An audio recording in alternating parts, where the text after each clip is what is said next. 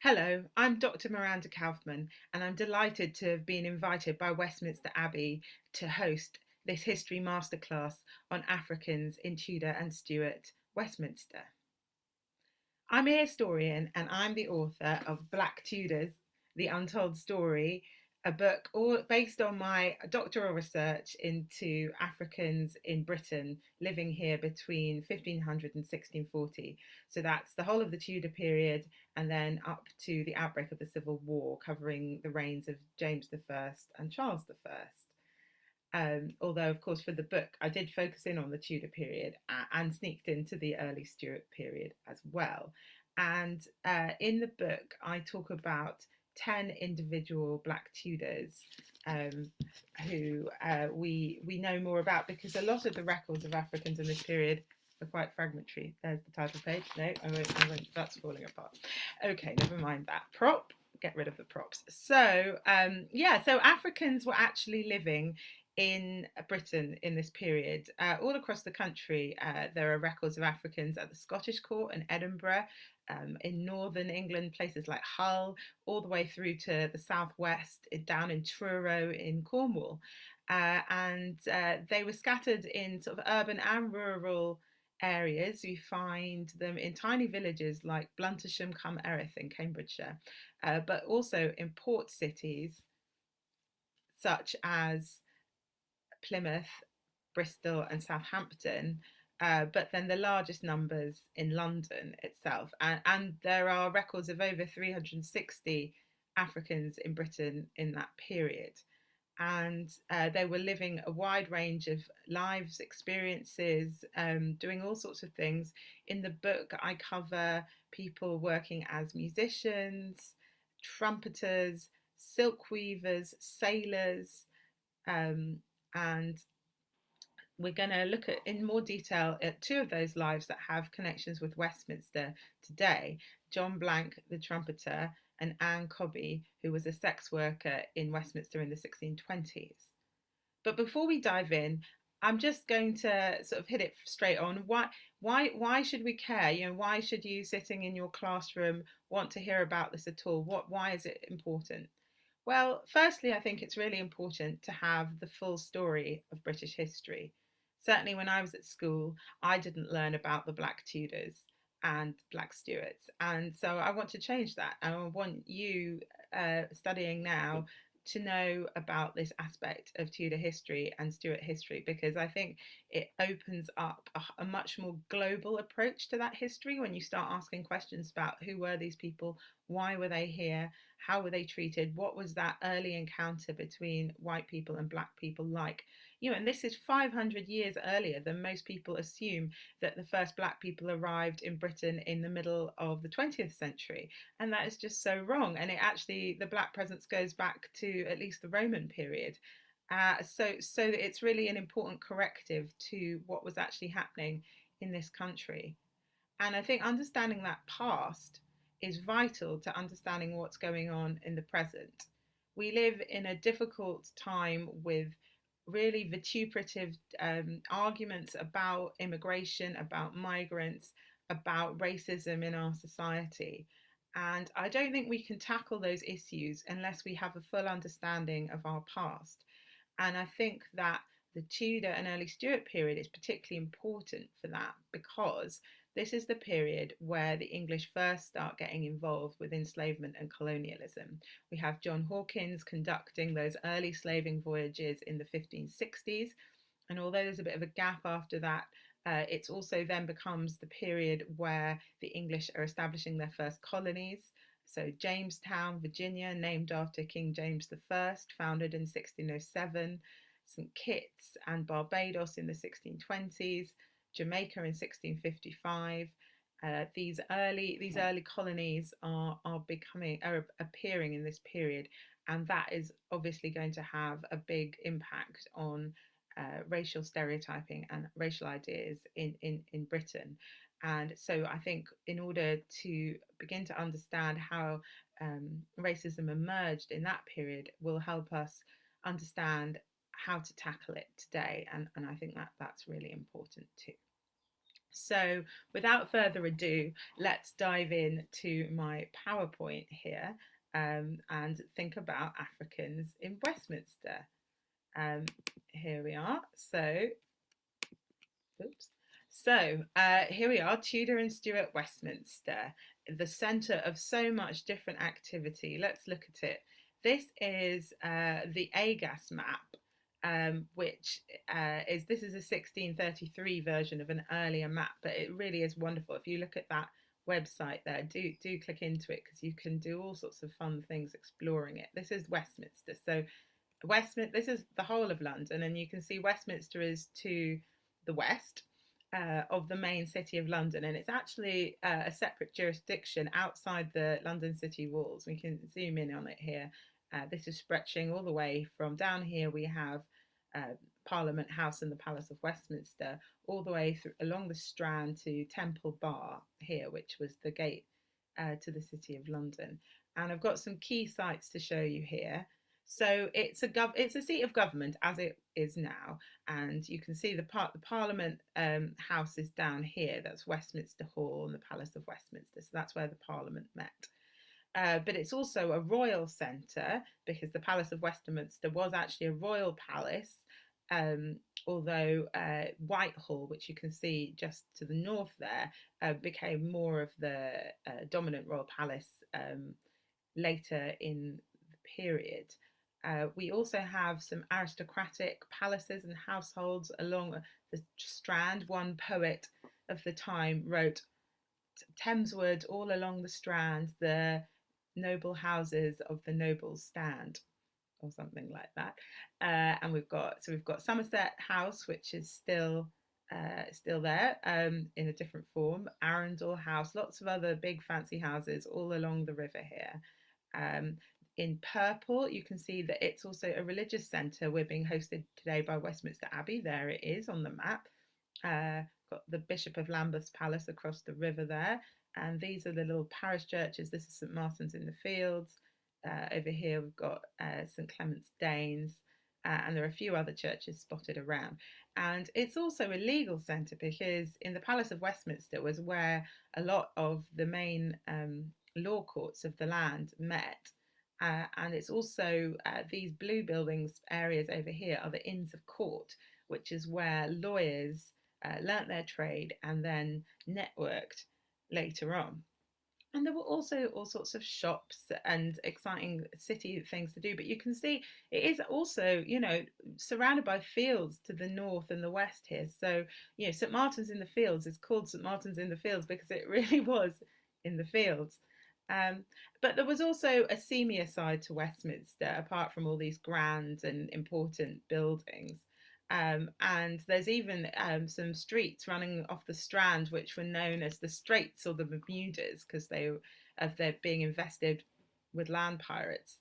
And we get reports of shameful sins and incontinent life, as you can see happening here. So we're going to explore both sides of Westminster today. And we're going to start with learning more about this man, John Blank, who is the subject of the first chapter in my book and is perhaps the most famous Black Tudor, probably because there's these wonderful images of him. Well, who was John Blank? John Blank, one of the really exciting, sorry, it's not jumping around my slides here. When I was preparing this talk, I realised that John Blank may well have been the first African to ever set foot in Westminster Abbey, because he played at the funeral of Henry VII in April 1509. That's the Abbey, that's Henry VII. This is his beautiful tomb. And he also played at the coronation of Henry VIII a few weeks later. And we know that because there are records of him being bought black clothing for the funeral and scarlet clothing for the coronation. And you can imagine there was an awful lot of pomp and ceremony around these occasions, which would have required a lot of trumpet playing. Who was he? Well, what we think is that John Blank probably came to England with Catherine of Aragon when she arrived in 1501 to marry Prince Arthur, who you can see here. Prince Arthur was Henry VIII's older brother, and he actually died the following year. And that gives us the first record we have of John Blank in the records at all. This is a list of the trumpeters that played at Prince Arthur's funeral, which was at Worcester Cathedral, which you can see here. And John Blank's name, you can just make it out here at the bottom of this list of trumpeters who again were being bought black clothing for the event. And the next we see of him in the records is this record from the Exchequer, which paid all the king's bills. And so if we zoom in here, in December 1507, he was paid his month wages for November. And this shows us he was paying £8 a day. Sorry, not £8, that would be a lot. He was being paid 8p a day, which came to 20 shillings for the month. And that meant he was being paid £12 a year, which was 3 times the average servant's wages in the period. And this is very significant when we look at questions as to the legal status of Africans in England at this time, because obviously enslaved people are not paid wages. And one of the big questions about Africans in England at this period was their legal status and whether they were enslaved as Africans were in other parts of Europe and in the New World. So we have this, and not only was he being paid wages, but when Henry VIII came to the throne, John Blank actually petitioned Henry for a pay rise and was successful, partly because Henry VIII was a big fan of music and partly perhaps because of this very cleverly worded petition. He's writing this petition partly because one of his fellow trumpeters, Dominic Justinian, an Italian trumpeter, had just died. And so he said, well, why don't you just give me the money you were giving Dominic as well? And then he will have double the salary. And he does get his salary doubled from 8p a day to 16p a day. So that, I think, really demonstrates quite a confident individual, confident in his own skills. The next we see of John Blank is that he played the trumpet at the Westminster tournament of 1511, which was held in the Tilting Yard just outside Westminster Hall, so roughly where Parliament Square is today. And it was a really big occasion, and it was you can see here, this is Henry VIII apparently jousting. It's a bit of poetic license because they show him breaking his lance on the helmet of the other jouster, but in fact that never happened, so they've just put this in there to flatter the king. And you can see Catherine of Aragon watching with her ladies and the gentlemen of the court in this stand, and you can notice that she is actually in bed. And the reason she's in bed is that she had actually just given birth 6 weeks earlier to a son called Henry, and that was why they were celebrating in this huge 2-day jousting tournament. Here's young Henry VIII. We don't always see him like this, do we? This is young Henry VIII with Catherine of Aragon painted as the Madonna and Child. So they were having this massive party to celebrate the birth of a prince, although unfortunately he didn't survive much longer after the tournament. This is a fantastic painting that I love, that, as you can see, has been inspired by this rather more stiff depiction. Stephen Whatley painted this, and I think it captures more of the excitement of the day. And so I'm just showing you that. Now, the reason we have these wonderful visual images is that Henry VIII commissioned this, the Westminster Tournament Roll, which is a 60-foot long vellum document showing this huge procession of everyone attending the tournament, that jousting scene in the centre, and then a further procession of everyone leaving the tournament to go to a banquet. And that's kept in the College of Arms in London today. And this is where we find these fantastic pictures of John Blank. Here he is at the beginning of the day's procession with the other trumpeters. You can zoom in on him there, and that's at the beginning of the procession. And there's a second image of him as well here towards the end of it's actually straight after the jousting scene, when the trumpeters are sounding the trumpets to show it's the end of the day's jousting and it's time to go to the banquet. And here he is zoomed in. And here are the two images next to each other, so you can see them. And these really are very special because they're the only known portrait of an African in Tudor England. And at this point, I'm just going to come out of the PowerPoint and read to you a very short bit from the book. Hello, I thought you might like to see my face. I'm reading a very short bit from my book about where I kind of imagine John Blank's experience at the tournament. He gripped the horse tightly with his thighs, steadying her against the shock of the trumpet's blast. It had taken a while to master the art of playing the trumpet on horseback, but now he was doing just that as one of the king's trumpeters at the Westminster tournament. King Henry had decreed 2 days of jousting to celebrate the birth of a son to his wife, Catherine of Aragon. He had also commissioned the heraldic artists of the College of Arms to record the proceedings on vellum. As Blank watched the king charge towards his opponent, he considered that the artists might need to use a bit of license when they recorded the scene for posterity. Best to show the king in some feat of great chivalric prowess, such as breaking a lance on the helm. It didn't really matter whether it had actually happened. He wondered how he would appear in the vellum roll, on horseback amongst the other trumpeters, of course, dressed in the royal livery of yellow halved with grey. The artists would enjoy painting the brightly coloured tasselled banners with their quartered fleur-de-lis and lions hanging from their trumpets. The instruments themselves would be flecked with gold. But would they remember his turban, which set him apart from his bare-headed companions? And how would they depict his dark skin? It was not a pigment they would be accustomed to using. Indeed, it might be the first time anyone had painted a black Tudor. So let's get back to this beautiful PowerPoint.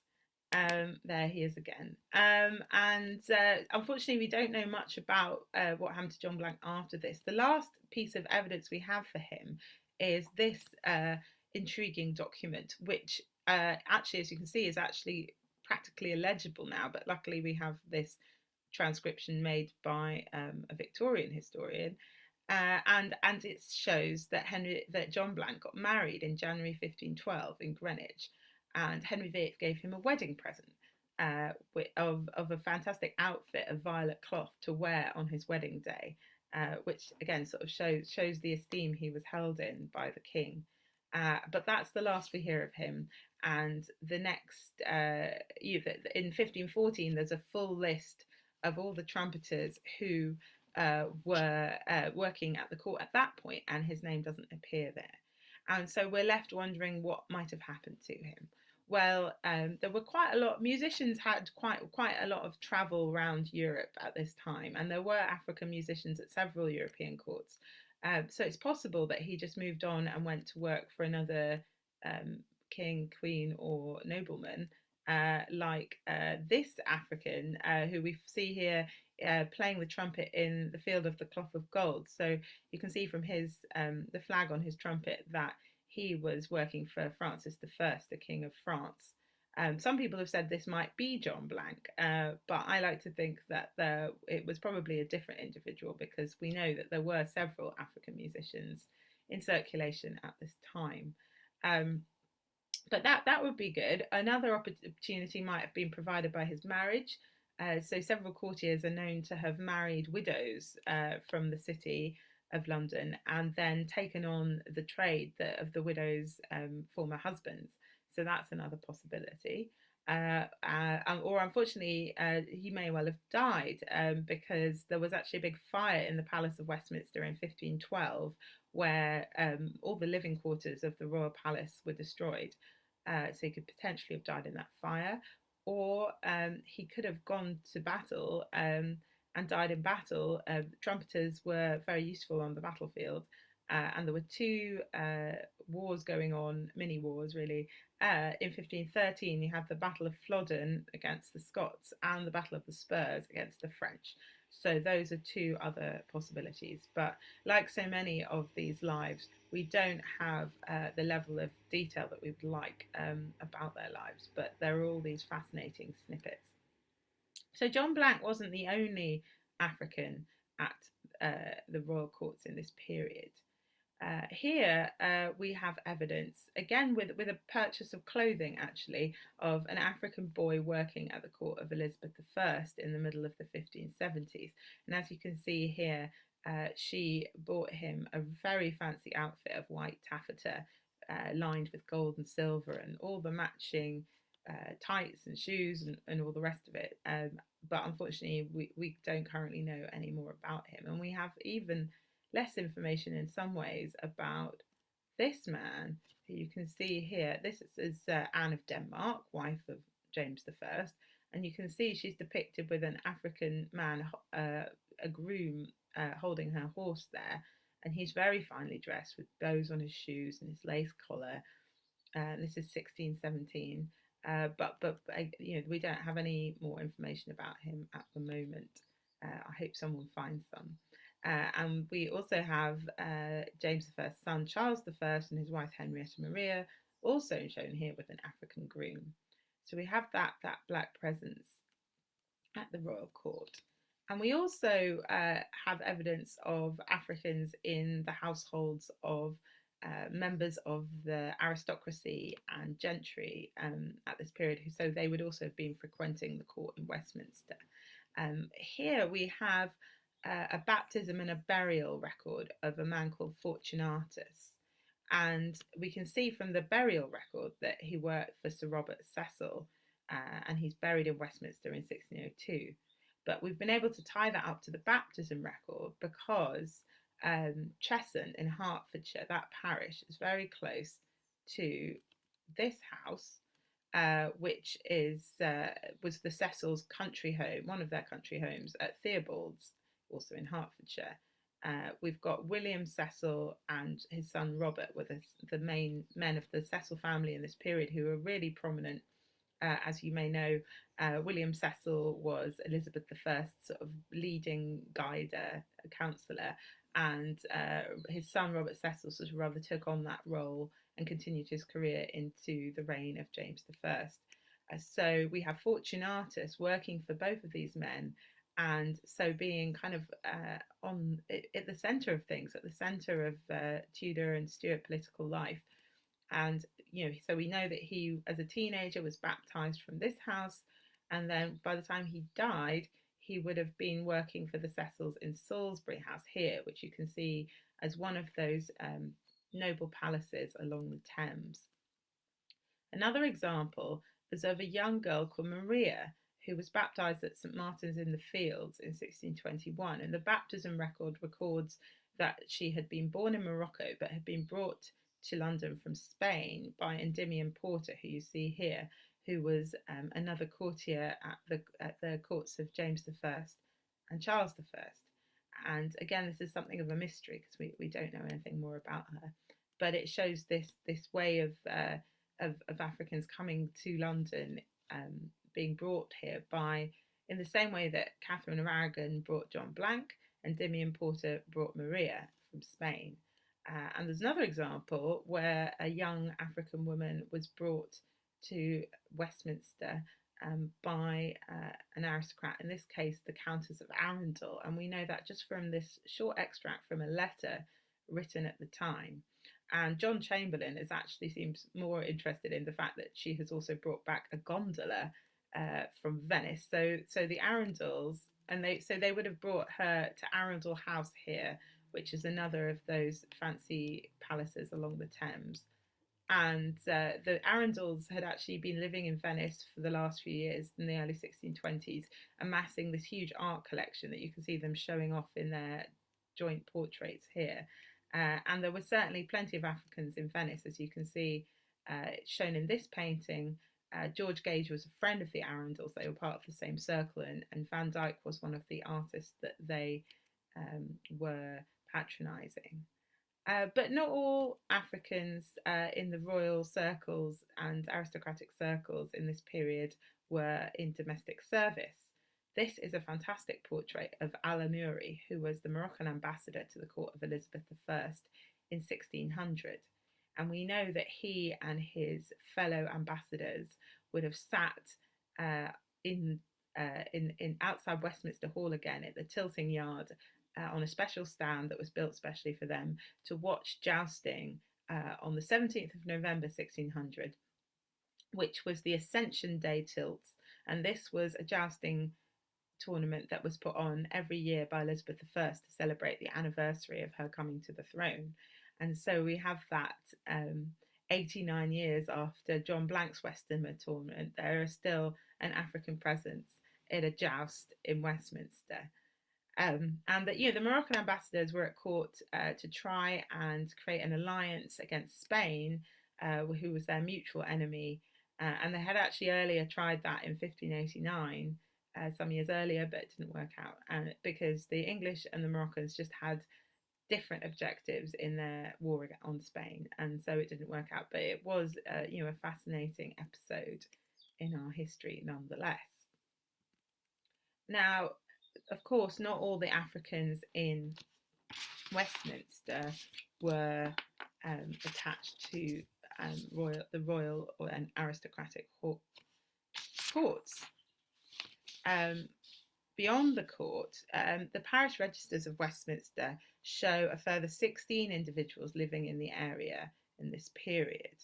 This is the earliest reference in a parish register. If you look about halfway down, you can see that Margreta, this is in Latin, septa fuit, means she was buried, and she's described as a Moor, and so she was buried in September 1571 at St Martin's in the Fields.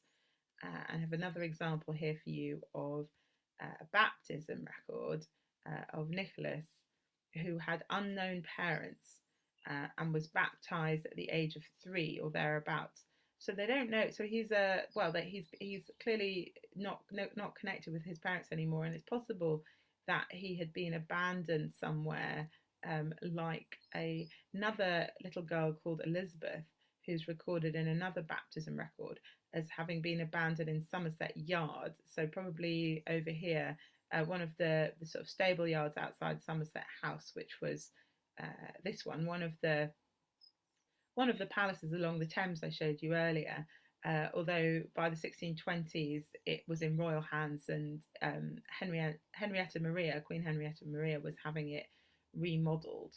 So there's this record of this young girl called Elizabeth who's been abandoned there, and it was fairly normal for mothers who didn't know what to do to abandon children somewhere where they knew they would be found and cared for, and they would be supported by the parish. So that's there. We just have these tiny one-line insights into some of these lives.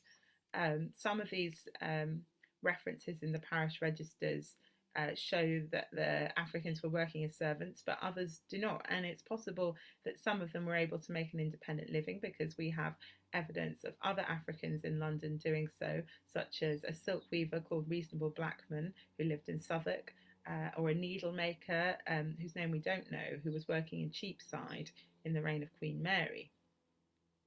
And there's even in Westminster a record of what seems to be an independent black family, when Anthony and Phyllis Fagiami have a son named Michael, baptised in 1620, again at St Martin's in the Fields.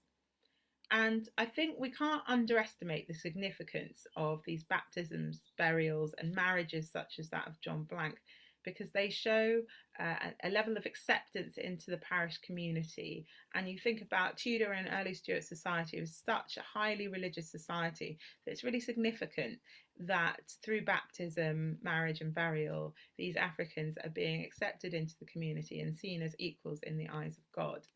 And we bring that into sharp relief by looking at this newspaper account from almost 200 years later, where you can see that by the 18th century, people with Africans in their households were actually explicitly trying not to allow them to be baptized because they feared that it would make them be seen as free people, whereas this woman who is violently dragging this girl out of church to stop her being baptized, she's enslaved her and she wants to retain her property. So I think that brings into sharp relief the distinction between the later period and the Tudor and Stuart period, where, for example, we find a man called Paul Baining leaving £5 in his will for an African servant to be educated in the Christian religion. So I think it's important to look at that contrast. And so looking at freedom and thinking about the fact that Westminster was a legal centre as well, where a lot of these debates would be happening. The Somerset case, which was held in the 18th century, was also discussed in Westminster Hall. And in the Somerset case, where it was decided that an African man called James Somerset could not be taken out of England by his former master, they actually cite a Tudor court case called the Cartwright case of 1569, where it was decreed that the air of England is too pure an air for slaves to breathe in. So William Harrison, a writer who writes about England at the time, explains that in the Tudor period, the view was that anybody who set foot on English soil immediately became free, as you can see in this quote here. And this does play out in practice. So we have Diogo, an African man, reporting to the Portuguese Inquisition that this is exactly what happened to him, as you can read here. And another case that would have been heard in Westminster in the Court of Requests also underlines this point. So Hector Nunez, who was a doctor, merchant and spy, had to admit in this petition that he had no remedy under the common law to force an Ethiopian man to serve him during his life. And if you want to know more about this particular case, I've written about it in detail on this website. I'll share this link again towards the end of the talk. And another example here is the deposition of Edward Swarthy, who I also write about at much greater length in my book. But here I'm just adding this here to point out that he was an African man whose testimony was taken by the Court of Star Chamber in a court case, and you had to be free to be allowed to testify in court. So this is evidence of African freedom in Tudor England. But now I'm just going to move on to talk about one other individual from my book who appears in the book and who was also living in Westminster in this period. And her name was Ann Cobby, and this is a kind of modern illustrator's idea of what she might have looked like. And she was described as a tawny Moor, and that's quite interesting as a phrase. Obviously, it's describing somebody. It's not a phrase used very often. If you contrast tawny Moor with blackamoor, you can see that it referred to somebody of slightly lighter skin tone. Shakespeare uses the phrase to talk about the Prince of Morocco in The Merchant of Venice, and also about Cleopatra.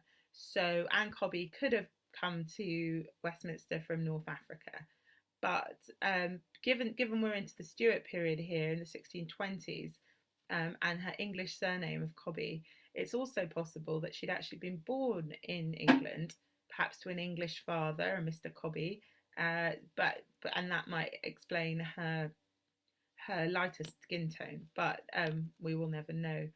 And she lived in the parish of, we don't know exactly where she lived. She worked in the parish of St Clement's Danes.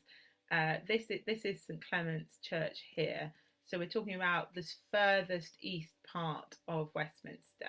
And this is that sort of seamy side of Westminster that I mentioned earlier, because we know that Ann Cobby worked in a brothel belonging to a Mr. John and Mrs. Jane Banks. And John Banks was a tailor, and his wife was probably just running this brothel as a side business. And there were, we know, at least 10 women who worked from the house, although only 2 of them, Anne Edwards and Mary Hall, actually lived in there permanently. And Ann Cobby rented a room there, but she could have been like several other sex workers in the time, operating from different houses. At this point, I'm just going to come out of this PowerPoint and just read you briefly what I wrote about Ann Cobby in the book. Just again, the opening section of the chapter on here. So, Anne slathered the unguent over her arms, her shoulders, her breasts, her belly, her legs, and her back. It was her daily ritual. Her soft skin was what the punters remembered, what they were willing to pay above the odds for. They would give a gold coin for the chance to touch her. Not that she got to keep it all. Mrs. Banks took her share, but it was from her house that Anne did her most profitable business. Westminster offered richer pickings than Clerkenwell or Southwark. Crowded with courtiers, politicians, merchants, men in town to pursue a case at the law courts, as well as the apprentices and servants who found the money from God knows where, she had bedded them all. There, she was ready. What did the French character in that old play call the Black Maid? A black swan, silkener than Signet's plush. So let's just go back in. Right, back to the brothel. So as I touched on in that little extract, Westminster was really where a woman like Ann Cobby could command high prices for her services. But even and we have more detail than that. She herself, as it says here, she herself and some of her customers had reported that they would rather give her a piece, which was a gold coin worth 20 shillings, than to pay 5 shillings for another woman, because she had this wonderfully soft skin. And so people were willing to pay 5 times the going rate, really, for Ann Cobby's services. And as I said in the extract, there was a wide range of potential clientele for her in Westminster, and they were also clients who could afford those gold pieces. But if we look at more of the records about prostitution in this period, the first thing we should note is that actually there are Ann Cobby is possibly the only clear example of an African prostitute working in London or Westminster in this period. So it was actually fairly rare, whereas sometimes it became more common later on, and sometimes people read that back. But actually, we have plenty of African women in this period in this country working as servants, but also in different sometimes independent. There's a woman in my book who lived alone with a cow in a village in Gloucestershire. That's another story. I just wanted to point out that actually the London Bridewell records, which were where a lot of prostitution related crimes were punished, actually show that there were actually more African men recorded there as visiting English prostitutes than there were African prostitutes mentioned. And this is one case from the Bridewell, which says that they were that this Anthony and Blackamoor was found in bed together with Jane Thompson, the door locked to them. So the door was locked. So that was definite evidence that that something had been going on, and so she was punished. And the reason that we know about Ann Cobby at all is she turns up in a court case that would have been held in Westminster Hall. And just want to show you, look at the inside of here. I don't know if you've ever visited the Houses of Parliament, but this is a much older medieval hall that the more modern, which aren't very modern, but the current Houses of Parliament are built around this massive hall. And I suppose it's most famously the site of Charles I's trial in 1649, but it was the site of all sorts of legal hearings over the centuries. And as I mentioned, prostitution had been illegal. Henry VIII had actually abolished the last legal brothels in 1546. And in 1625, a clergyman called Clement Edwards came up to London from Leicestershire, and he was looking for his wife. And he found that his wife, Anne, was actually living in the Banks' brothel in Westminster, and he was appalled, and he decided to expose the Bankses, and he took them to court at the Westminster Sessions. And was his indictment. So he complained about the delinquent and terrible behaviour that was going on, the evil behaviour that was going on in this house where Ann Cobby worked. And he was particularly upset that he thought his wife was also participating in all of this. And he found an ally in his case in Mary Hall, who also testified to the court in 1626. And that's where we get the information we have about Ann Cobby. And Mary Hall is clearly not happy with the Bankses as well, because she talks about how Mrs. Banks sold her maidenhead or her virginity twice for quite a high price, but didn't actually give Mary very much of the money at all. And this is where we learn about 10 different women who are working from the house where they all live. It's given plenty of details to condemn the Bankses. And Mr. and Mrs. Banks are committed to the Bridewell, not to the Bridewell, excuse me, to the Gatehouse prison in Westminster as part of this case. And they're there for most of the summer of 1626, but they seem to have left by October, and we don't get any further trace of them. And we also don't have any evidence of what happened to Ann Cobby next. She doesn't seem to have been punished or prosecuted for her being a sex worker in this period either. So she disappears from the Westminster Sessions records. There is one more tantalising record with her name that I found in her parish of St Clement's Danes, and in that same summer when this court case was going on. And there is a Ann Cobby who marries a Richard Sherwood at this time, but there's no clear proof to link the two, because there are other Ann Cobbys that appear in early modern records in this time, and as you can see, there's no more information about this Anne's ethnicity here in the marriage record, so we can't 100% tie them together. But there are several cases where prostitutes could leave the industry and get married. So this would be the optimistic ending point of Ann Cobby's story. There's a little plug for my book here at the end. These are two of the two people we're talking about as some of those chapters, and you can see those wide range of other stories. But I was just going to stop sharing here for a second and just try and sort of sum up where we've got to here. I hope you found those stories interesting, and I hope they've thrown some light on some of the bigger questions. We've seen primarily in this talk how Africans came to England in the households of royals or aristocrats, but they did also come here in other ways through merchants trading directly to Africa, as well as English privateers capturing Spanish and Portuguese ships on the high seas. But again, that's another story.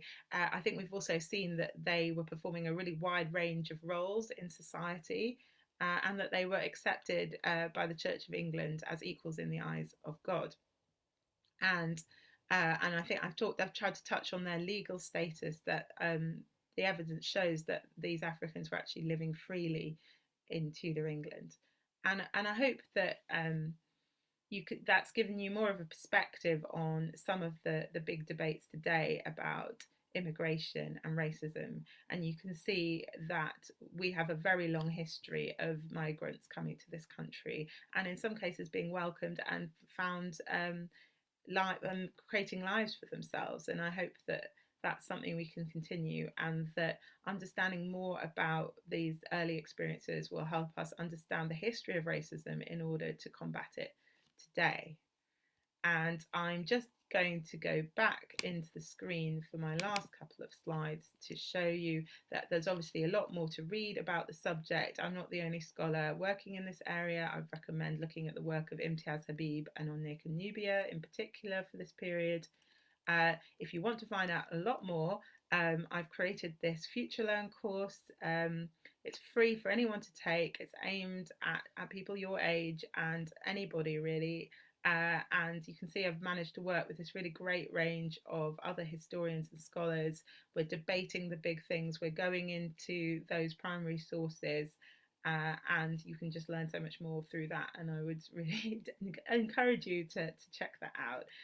There are lots more resources here. As you can see, I've been working hard to create more teaching resources with teachers, but I'm sure you can follow those up in your own time.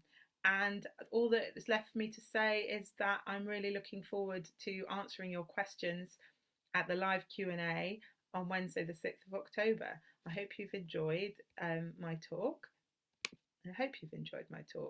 and I can't wait to hear what you make of it all.